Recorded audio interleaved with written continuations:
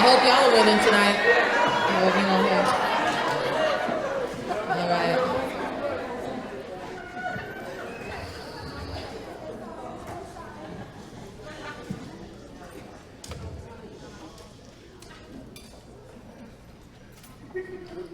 He reminded me of the fruit that displayed its succulent beauty to Eve. Yet his movements were that of the serpent. Even his cologne slithered its way around you.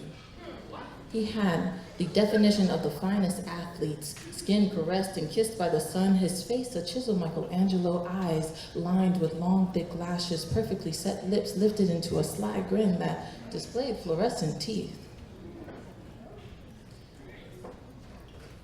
Then he opened his mouth.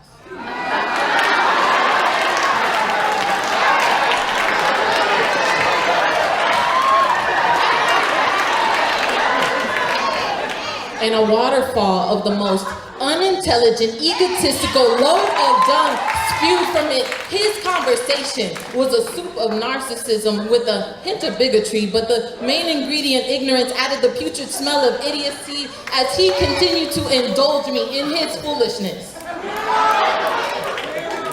Nausea crept viciously into my stomach, and my mind ached at the thought that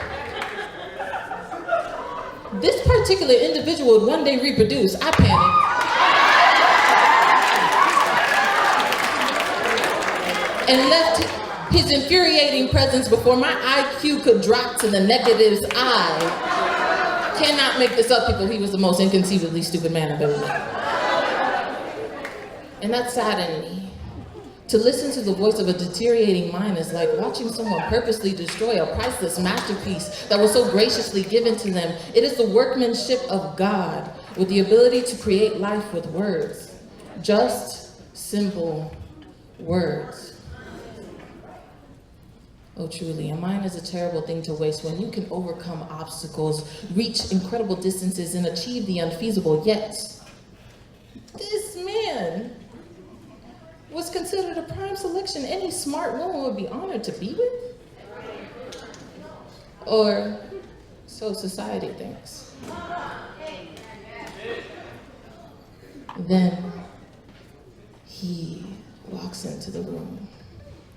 He was as subtle as a cool breeze you felt but couldn't see. Though he held his head confidently, he demanded respect, not attention. Nor did he search for the latter. You see, he was not a mere man, but a lion, prowling in sheep's clothing. You would never know was there until he roared. And though seldom, when he did, he was not easily ignored. His eyes were windows to a library of impeccable knowledge. His ears constantly adding new books to his collection.